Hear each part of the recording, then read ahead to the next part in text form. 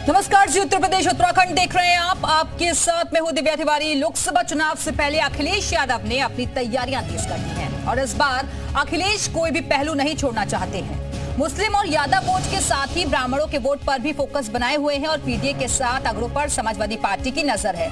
आज सपा का महाब्राह्मण सम्मेलन भी होने जा रहा है। राजधानी लखनऊ में ये महासम्मेलन बुलाया गया है और सपा ने पीडीए की बैठक भी बुलाई है। पिछड़ा वर्ग प्रकोष्ठ बनाएगा कार्य योजना और 80 लोकसभा सीटों को लेकर यहां मंथन किया जाएगा। पिछड़ा दलित अल्पसंख्यक तक मैसेज ताकि पहुंचाया जा सके और मिशन 24 पर समाजवादी पार्टी का आज बड़ा मंथन होने जा रहा है। तो 80 लोकसभा सीटों को लेकर ये मंथन होगा।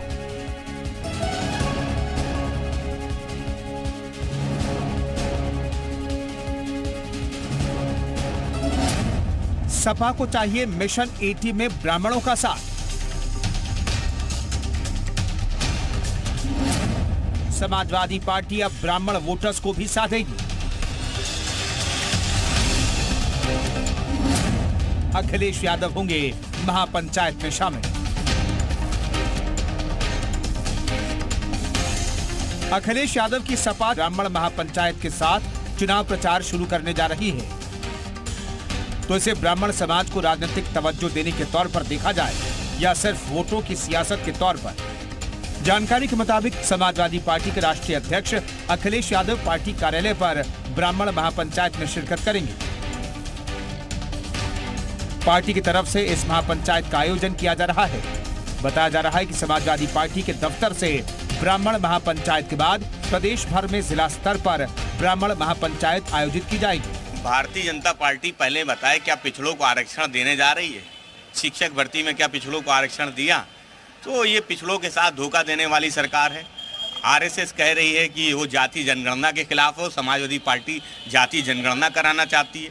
समाजवादी पार्टी वो प्रबुद्ध सम्मेलन कराने जा रही है और प्रबुद्ध में केवल ब्राह्मण नहीं आते हैं, सभी जातियों के लोग आते हैं। इसलिए समाजवादी पार्टी सबको साथ लेके चलने का काम करती रही और करती रहेगी। दरअसल अखिलेश इन दिनों पीडीए की रणनीति को धार देने में जुटे हैं।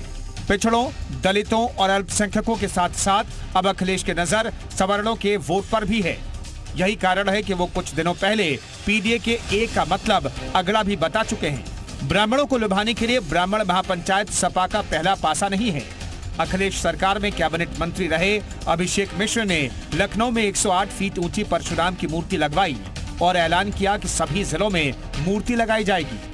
और अब लोकसभा चुनाव के लिए ब्राह्मण महापंचायत। दरअसल सपा यूपी में ठाकुर बनाम ब्राह्मण की राजनीति को हवा देने की कोशिश में है और ब्राह्मणों में सरकार के प्रति नाराजगी का माहौल बनाकर सपा अपना सियासी उल्लू साधना चाहती है।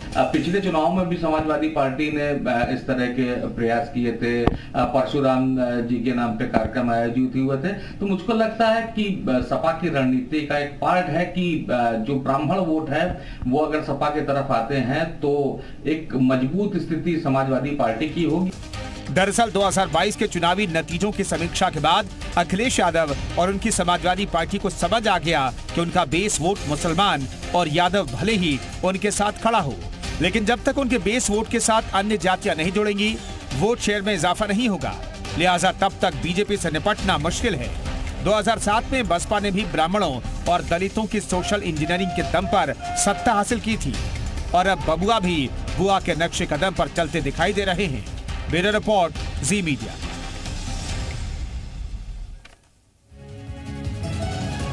और अब आइए आपको बताते हैं कि यूपी की सियासत में ब्राह्मण वोटर क्यों अहम है और वो हम आपको ग्राफिक्स के जरिए बताने जा रहे हैं कि आखिरकार ब्राह्मण क्यों जरूरी है। तो ब्राह्मण मतदाताओं की संख्या करीब 12% है और आजादी से 1989 तक 6 ब्राह्मण सीएम बने हैं। ये हम आपको बता रहे हैं कि आखिरकार क्यों हर पार्टी की नजर ब्राह्मणों पर आकर टिक गई है। 2007 में बीएसपी के 41 ब्राह्मण जीते, विधायक बने थे। 41 ब्राह्मण एमएलए के साथ मायावती सीएम भी बनी और 2012 में एसपी के 21 ब्राह्मण एमएलए चुनाव जीते। 21 ब्राह्मण एमएलए के साथ अखिलेश सीएम बने। 2017 में बीजेपी के टिकट पर 46 ब्राह्मण एमएलए बने और 46 ब्राह्मण एमएलए के साथ ही बीजेपी की सरकार भी बनी। 2017 विधानसभा चुनाव में 56 ब्राह्मण एमएलए बने और इसीलिए हर पार्टी की नजर अब इसी वोट बैंक पर आकर टिक गया है।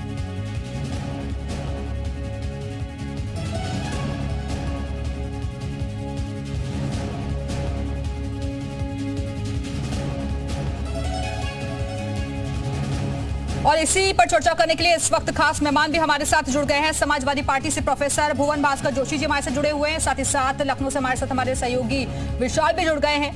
प्रोफेसर साहब मैं आपके पास आऊं, लेकिन सबसे पहले विशाल के पास चलते हैं। विशाल, जिस तरीके से मिशन 80 पर सभी पार्टियों की नजर है, लेकिन हर जाति पर फोकस करना होगा और इसीलिए समाजवादी पार्टी की रणनीति का ही ये हिस्सा बताया जा रहा है।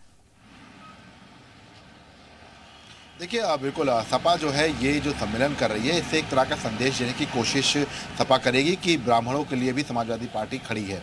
क्योंकि इससे पहले अगर आप देखिए तो परशुराम की मूर्ति स्थापित करने की बात हो, या हम बात करें अभिषेक मिश्रा की, मनोज पांडे की, पवन पांडे की, ये तमाम ऐसे ब्राह्मण चेहरे थे जिनको तवज्जो दी गई। और जो है अभिषेक मिश्रा को जब सरकार बनी थी तब 2012 में तब मंत्री बनाया गया। ये तमाम ऐसी चीज़, पवन पांडे को भी मंत्री बनाया गया। तो ये तमाम ऐसी चीज़ें हैं जो एक संदेश देने की कोशिश जो है वो सपा की तरफ से की जा रही है। आज इस ब्राह्मण सम्मेलन की जो शुरुआत है सपा कार्यालय से कराकर एक मैसेज जो है वो दिया जाएगा। आज ही चूंकि पीडीए की बैठक है, लेकिन ब्राह्मण सम्मेलन को सीधे तौर पर सपा का एक ब्रह्मास्त्र के तौर पर दिखा सकता है। क्योंकि जो सपा का कोर वोट बैंक होता था, यादव वोट बैंक और मुस्लिम वोट बैंक, उस पर जो है कहीं ना कहीं से चाहे वो बसपा हो चाहे कांग्रेस हो, इन्होंने डेंट करना शुरू किया है, जिसका नुकसान जो है वो सपा को उठाना पड़ा है। और इसका जो परिणाम जो रामपुर का और आजमगढ़ का जो लोकसभा का जो उपचुनाव हुआ था उनमें जो नतीजे आए थे, उसके बाद से सपा ने इस विषय पर भी काम करना शुरू कर दिया कि अन्य जातियों को भी सहेजा जाए। तो इसी कड़ी में जो है सपा जो है वो आज एक बड़ा सम्मेलन जो है वो कर रही है। और सपा कार्यालय में इस सम्मेलन में अखिलेश यादव भी शिरकत करेंगे। तो जाहिर सी बात है। ठीक है विशाल, आपकी बात को आगे लेकर जाते हैं। प्रोफेसर जोशी, मेरा पहला सवाल आपसे यही है, क्योंकि MY फैक्टर तक की अभी समाजवादी पार्टी टिकी रहती थी, लेकिन अब कम से कम हार से आप लोगों ने सबक ले लिया है और इसीलिए शायद ये रणनीति का ही पार्ट बताया जा रहा है। बीजेपी कह रही है लेकिन इससे भी कोई फायदा नहीं होने वाला।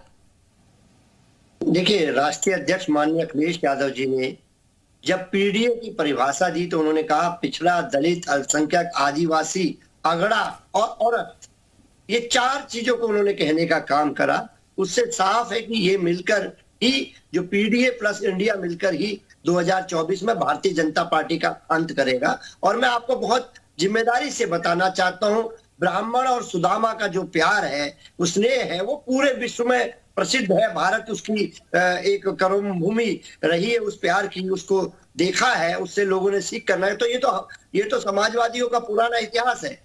माननीय चाहे नेताजी हो चाहे माननीय अखिलेश जी हो, निश्चित तौर पे ब्राह्मण वर्ग के साथ उनका जो भावनात्मक लगाव है वो जग जाहिर है। सर, ये जो लगाव है ना प्रोफेसर जोशी, ये जो लगाव है अचानक से क्यों पनप रहा है? ये ऐसा तो नहीं कि राम मंदिर का जो चीजें आप इस वक्त देख रहे हैं इसीलिए हालात बदल गए हैं? देखिए, मुझे ऐसा लगता है आप शायद लखनऊ रहते होंगे। अगर आप लखनऊ रहते होंगे तो जनेश्वर मिश्र पार्क का नाम आपने जरूर सुना होगा, शायद जाने का भी सौभाग्य प्राप्त हुआ होगा। इतने नेता रहे, लेकिन माननीय नेताजी ने जनेश्वर पार्क बनाने का काम करा, अखिलेश यादव जी ने जनेश्वर पार्क बनाने का काम करा। वो इसीलिए करा क्योंकि उनकी जो भावनाएं हैं उस वर्ग के साथ जुड़ी हुई हैं, इसीलिए उनको सम्मान देने का काम करा। आज भी हमारी आप सूची देखेंगे तो उसमें काफी लोगों को, ब्राह्मणों को सम्मान देने का काम माननीय अखिलेश जी ने करा। ठीक है प्रोफेसर जोशी, वापस आऊंगी आपके पास। विशाल भी लगातार हमारे साथ जुड़े हैं। विशाल, जिस बात का जिक्र प्रोफेसर साहब कर रहे हैं, क्योंकि वक्त वक्त पर हमने देखा भी है कि MLA भी चुनाव जीते हैं, वो भी ब्राह्मण वर्ग से आते हुए, और साथ ही साथ CM भी उस दौरान बने। देखिए, ये एक ऐसी जाति है जिसमें अगर आपको याद होगा 2007 उस वक्त जो है बसपा ने एक नारा दिया था कि ब्राह्मण संत बजाएगा और हाथी चलता जाएगा। नतीजा 2007 में बसपा ने बहुमत पाई थी और उसके बाद से ये प्रयोग जो है वो हुआ। आप देखिए 2012 में जब सपा की सरकार बनी तब उस वक्त भी अभिषेक मिश्रा नए चेहरे थे, ब्राह्मण चेहरे थे, उनको आगे किया गया। इसके साथ पवन पांडे युवा चेहरे थे, उनको जो है मंत्रिमंडल में जगह दी गई। तो एक मैसेज देने की कोशिश की गई थी। लेकिन अब चूंकि देखिए उत्तर प्रदेश में अगर हम आपको याद होगा तो जिस तरह से विकास दुबे का इनकाउंटर हुआ था, उसके बाद से एक ब्राह्मण पॉलिटिक्स जो है वो उत्तर प्रदेश में पूरी तरह से चरम पर दिखाई पड़ी थी। और इसीलिए अब ये कह सकते हैं कि इस तरह के जो बड़े सम्मेलन है इससे एक जाति विशेष पर सीधे तौर पर। ठीक है, संजीव मिश्रा जी भी बीजेपी की तरफ से हमारे साथ जुड़ गए हैं, उनसे रिएक्शन ले लेते हैं। संजीव मिश्रा जी, बहुत स्वागत है आपका। क्या सर आपको लग रहा है ये जो प्रबुद्ध सम्मेलन होने जा रहा है, महासम्मेलन, उससे फायदा होगा समाजवादी पार्टी को? देखिए, समाजवादी पार्टी को मैं बहुत बेहतर तरीके से जानता हूं। एक समय था जब सरकार थी तो मैं समाजवादी पार्टी में था, और एक तरीके से कहा जाए तो जिस तरीके से ब्राह्मणों की दुर्दशा वहां पर होती थी, मैं तो वहां पर मैं ये सोचता हूं कि ब्राह्मण जो हैं वहां पर या जो थे वो खाम है वहां पर ब्राह्मण थे। इन्होंने पीडीए के रागा अलापना शुरू किया। 2014 से मैं देख रहा हूं कि समाजवादी पार्टी लगातार पीडीए की बात करती है। इनको ये नहीं दिखाई देता कि या मोदी जी खुद हमारे यहाँ पिछड़े वर्ग से आते हैं। रामनाथ कोविंद जी को राष्ट्रपति बनाया गया था, वो भी उसी वर्ग से आते हैं। मुर्मू जी इस समय हमारे यहाँ हैं, राष्ट्रपति हैं, पूरी देश की राष्ट्रपति। अरे वो तो कह रहे हैं कि आपने पिछड़ा वर्ग के लिए कुछ नहीं किया सर। वो तो कह रहे हैं कि आपने कुछ नहीं किया, ना आरक्षण दिया ना कुछ किया। उनको जनता माफ नहीं कर रही है, लगातार सबक सिखा रही है। इसीलिए मैंने कहा कि 2014, 2017, 2019, 2022 तमाम तरीके के गठबंधन ये कर चुके और उसके बाद चुनाव के बाद जब रिजल्ट प्रोफेसर जोशी जवाब दीजिए। कांग्रेस से जो हमने गठबंधन किया वो हमें ठीक नहीं लगा। तो ये सारी चीजें हैं। बसपा सपा का गठबंधन हुआ तो उनका सारी सीटें आ जाएगी, लेकिन परिणाम क्या हुआ? उत्तर प्रदेश की जनता ने उनको परिणाम दिया है। तो ये सबक सीखने, आत्मचिंतन करने के बजाय केवल रागा अलापने का काम करते हैं। जिस तरीके का भी ये सोच रखते हैं, जनता इनको माफ करने वाली नहीं। प्रोफेसर जोशी देखिए, अभी शायद इनको घोषी का परिणाम का याद नहीं आ पा रहा। मैं इनको बताना चाहता हूं, पूरा केंद्र का मंत्रिमंडल, पूरे विधायक और उसके बाद उत्तर प्रदेश के सारा मंत्रिमंडल, योगी जी, दो मुख्यमंत्री, परिणाम क्या रहा जनता समझ चुकी है। और मैंने जैसा कि आपको कहा, पीडीए में शायद हमारे साथी को, जो हमारे पुराने साथी भी आपके द्वारा बता रहे हैं कि पुराने साथी को पता नहीं कि पीडीए में माननीय अखिलेश यादव जी ने अगड़ा कहने का काम करा, ए फॉर औरत कहने का काम करा, उनको भी छोड़ने का काम कर रहे। और निश्चित तौर पे आप जनेश्वर मिश्र जैसा पार्क कोई ब्राह्मणों के लिए बना पाए, जो अंतरराष्ट्रीय स्तर का पार्क है। आप तो ब्राह्मणों को केवल वोट लेना जानते हैं, उसके बाद छोड़ देते हैं। लेकिन माननीय अखिलेश यादव जी, माननीय नेताजी ने उसको इंप्लीमेंट करने का काम करा। समाजवादी पार्टी की तरह जाति की राजनीति नहीं करते। समाजवादी पार्टी जातिगत राजनीति करती है, केवल सत्ता की लोलुपता के कारण राजनीति कर रही है। मैं आपको बताना चाहता हूँ, आप अभी जाति की राजनीति नहीं करते। चुनाव में 17 पिछड़ी जातियों का जवाब तो लीजिए गलत। एक मैं आपको बताना चाहता हूं, आप जाति की राजनीति नहीं करते, लेकिन देश के एक प्रतिष्ठित चैनल में आके आप प्रधानमंत्री जी की जाति बता रहे हैं, राष्ट्रपति की जाति बता रहे हैं, और अभी तो पूरे देश में भारतीय जनता पार्टी जो मुख्यमंत्री बनाए उनकी जाति बताने का, आप जाति की बात बताने का काम तो करते हैं, लेकिन जाति जनगणना का आप विरोध करते हैं। यही तो लड़ाई समाजवादी पार्टी लड़ने का काम कर रही है। आप जाति की बात करेंगे, जातियों के लिए काम नहीं करेंगे। हम लोग जातियों के लिए काम करने की बात करते हैं, यही समाजवादी पार्टी के दर्शन में और भारतीय जनता पार्टी के। अरे सर, लेकिन अभी तक ये जो जातियों की जिनकी बात आप कर रहे हैं ना प्रोफेसर जोशी, इसमें ब्राह्मण कहाँ था? मैं आपके सामने जो लिस्टें भी निकलती थी ना सर, उसमें यादव मुस्लिम वही होते थे, जो टिकट भी बढ़ता था उसमें भी वही होते थे। देखिए मैं आपको देखिए, आप हमारी सूची देखिए, उसमें ब्राह्मणों को आपको मिलेंगे। एक प्रजापति को बलात्कारी मंत्री को बनाने वाले लोग हैं। ये क्या समझेंगे? ये गुंडों अपराधियों को पालने वाले लोग हैं। मेरा डिबेट नहीं होती। जब मैं आपको पूरा सम्मान दे रहा हूँ, आपको सुन रहा हूँ, आप भी सुन लीजिए हमारे को। और आप खुद बताने का काम कर रही है कि कितने मंत्रियों को हमने, माननीय अखिलेश जी ने, माननीय नेताजी ने अपना स्थान देने का काम करा, निश्चित तौर पर। और आज आपके सामने उदाहरण मैं बैठा हूँ, मैं खुद ब्राह्मण हूँ, तो निश्चित तौर पे मैंने कहा ना, सुदामा और कृष्ण का प्यार तो ये इस देश की रीति नीति रहा है, और निश्चित तौर पे उसको बढ़ाने का काम नेताजी और माननीय संजीव मिश्रा जी, कहीं ऐसा तो नहीं ये दाव सटीक बैठ जाए? क्योंकि हार से सबक लेकर कई चीजें करेक्ट भी करता है ना, तो शायद समाजवादी पार्टी उसी तरफ आगे बढ़ रही है। मतलब मेहनत बहुत ज्यादा करनी होगी। देखिए, इनको चिंतन करने की जरूरत है। जनता से कोई कनेक्टिविटी नहीं है, जनता के दुख दर्द या उससे कोई लेना देना नहीं है। ये केवल सत्ता हथियाने के लिए कोई भी कार्य करने के लिए तैयार हैं। इन्होंने जब इनका काम बोलता था तो 27 साल कांग्रेस बेहाल से ये गठबंधन कर रहे थे। इनका काम बोलता था। ये 2019 में लोकसभा के चुनाव में ये बसपा, जो इनकी सबसे धुर विरोधी पार्टी थी, उससे गठबंधन कर रहे थे। जहां बहुजन समाज पार्टी की 10 सीटें आई थी, समाजवादी पार्टी केवल 5 पे सिमट गई थी। 2022 में भी वही स्थितियां रही। 10 मार्च 2022 को जब रिजल्ट आया तो क्या स्थिति रही समाजवादी पार्टी की, बेहतर ये जानते। लेकिन ये निकेन प्रकार सत्ता हथियाने के लिए ये कोई भी गठबंधन करने के लिए तैयार है, किसी भी जाति का काम करने के लिए तैयार है। मैंने देखा हर चुनाव में 17 पिछड़ी जातियों का रागा अलापने वाले 2012 से 2017 तक आपने क्या काम किया? अल्पसंख्यकों को भी आप लाभान्वित करने की बात कर रहे थे, उनको आप आरक्षण देने की बात कर रहे थे। आपने माइनॉरिटी के साथ भी धोखा किया, आपने नौजवानों के साथ भी धोखा किया। प्रोफेसर जोशी, आप लोग वोट बैंक की पॉलिटिक्स कह रहे हैं। संजीव जी ये कहना चाह रहे हैं आप वोट बैंक की पॉलिटिक्स करते हैं। देखिए, अल्पसंख्यकों की तो बात जो है भारतीय जनता पार्टी पे और भी बोलने का हक इनको नहीं है। 403 विधानसभा में, क्योंकि सबका साथ सबका विकास सबका प्रयास तब दिखाई देता है जब 403 विधानसभा में एक विधानसभा का टिकट आप अल्पसंख्यक समाज मुस्लिम समाज को नहीं देते।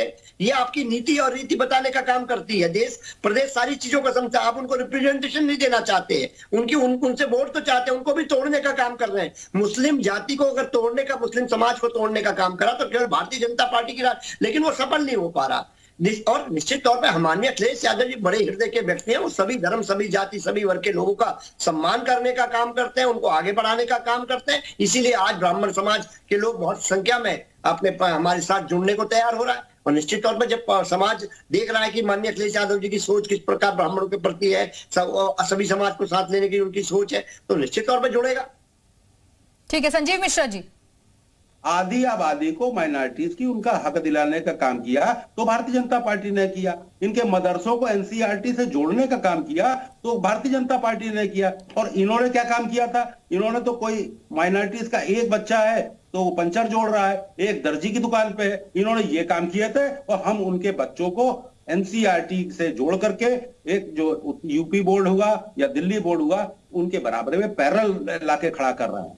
उनकी किस तरीके से ट्रिपल तलाक के माध्यम से उनकी महिलाओं को किस तरीके से बेइज्जत किया जाता था, उसको हमने सही करने का काम किया है। आज ट्रिपल तलाक कानून लाने के बाद अगर ये बात कहते हैं कि ये माइनॉरिटीज के बहुत बड़े हितैषी है, मुझे नहीं लगता। क्योंकि भारतीय जनता पार्टी का नीति और सिद्धांत सबका साथ सबका विकास और सब में विश्वास पैदा करने का है और उसको प्रचंड तरीके से हम शुरू कर रहे हैं। ये ठीक है, प्रोफेसर जोशी वो ये कहना चाह रहे हैं कि हम काम पर विश्वास करते हैं, हमने काम किया है इसलिए जनता हमारे साथ आ रही है। हालांकि अगर मैं तो सोचता हूं कि माननीय मुख्यमंत्री जी योगी जी हमारे, वो शपथ ही कहां लेते अगर कान्हा स्टेडियम वर्ल्ड क्लास माननीय अखिलेश यादव जी ने बनाते। आपने वर्ल्ड क्लास एक्सप्रेस में हरकुलस कहां उतर पाता माननीय प्रधानमंत्री जी का अगर आगरा लखनऊ एक्सप्रेस पे नहीं बना होता। लैपटॉप बांटने का जो काम माननीय अखिलेश यादव जी ने करा, रोजगार का सृजन का उसमें एक बहुत बड़ा कारण बना कोरोना काल में। और कई आज युवक युवती मिलते हैं और बताते हैं, वीडियो उनके वायरल है कि माननीय अखिलेश यादव जी लैपटॉप दिया, हमारी पढ़ाई आगे कंटिन्यू। अरे सर, आपने इतनी सारी अगर लाभकारी योजनाएं चलाई, इतना काम किया, तो फिर जनता क्यों आपके साथ नहीं जा रही है? हार पर हार क्यों बार बार? देखिए, मैं आपको बताना चाहता हूं, देखिए हम लोग विकास की राजनीति करते हैं, हम लोग धर्म की राजनीति नहीं करते, हम लोगों को बांटने का काम नहीं करते, लोगों को जोड़ने का काम करते हैं। और आज इसी परिप्रेक्ष्य में ये सम्मेलन आज हो रहा है। और क्योंकि हम माननीय अखिलेश यादव जी का सूत्र है कि लोगों को जोड़ना है, ताकत बनानी है, सभी समाज, सभी वर्ग, सभी जाति को लेकर चलने का काम जो माननीय अखिलेश यादव जी का विजन है उस पर। संजीव जी, प्रोफेसर जोशी ये कह रहे हैं कि आप लोग धर्म की राजनीति करते हैं, समाज को तोड़ते हैं और हम जोड़ने का काम कर रहे हैं। संजीव जी, आवाज आ रही है आपको? ठीक है, संजीव जी तक आवाज लग रहा है नहीं पहुंच रही है। प्रोफेसर जोशी, लेकिन ये जो आपने मिशन 24 के तहत जो नया ये एजेंडा तैयार कर रहे हैं आप लोग, किस तरीके से पूरा प्लेटफॉर्म तैयार होगा और क्या आप लोग कन्वे करना चाहते हैं समाज में? देखिए, मैंने आपको पहले भी बताया, मैं बहुत जिम्मेदारी से बताना चाहता हूं। माननीय अखिलेश यादव जी की जो लाइन है, पीढ़ी, पिछड़ा, दलित, अल्पसंख्यक, आदिवासी, अगड़ा, औरतें, ये सब माननीय अखिलेश यादव जी का, इनकी लड़ाई को समाजवादी पार्टी लेगी। इनके लिए लड़ाई हम लोग लड़ रहे हैं। और आप देखिए कि उसका जो नतीजा है समाज में आज कितना व्यापक हुआ है कि ब्राह्मण समाज बिल्कुल खुल के माननीय अखिलेश यादव जी के साथ है। क्योंकि जातियां आज हर जाति, हर धर्म वर्ग के लोगों के साथ जातियां हुई हैं। और माननीय अखिलेश यादव ने लगातार जो सरकार के द्वारा 7 साल के इनके शासन में जो उत्तर प्रदेश में जो लगातार सभी के साथ जो घटनाएं घटी है, उनमें मरहम लगाने का काम केवल माननीय अखिलेश यादव जी और समाजवादी पार्टी ने किया। आज सभी धर्म, सभी जाति, सभी वर्ग के लोग आज माननीय अखिलेश यादव जी को बड़ी आशा भरी नजरों से देख रहे हैं और लगातार उससे अपना जुड़ाव पाते हैं। चलिए, बहुत बहुत शुक्रिया आप सभी मेहमानों का हमारे साथ चर्चा में शामिल होने के लिए। तो इस बार अब सभी का जो फोकस है वो मिशन 80 पर आकर टिक गया है, लेकिन इसके लिए अलग अलग रणनीति भी पार्टियों की तरफ से बनाई जा रही है। लेकिन देखना होगा कि किसको इससे फायदा होता है आने वाले वक्त में। इसी के साथ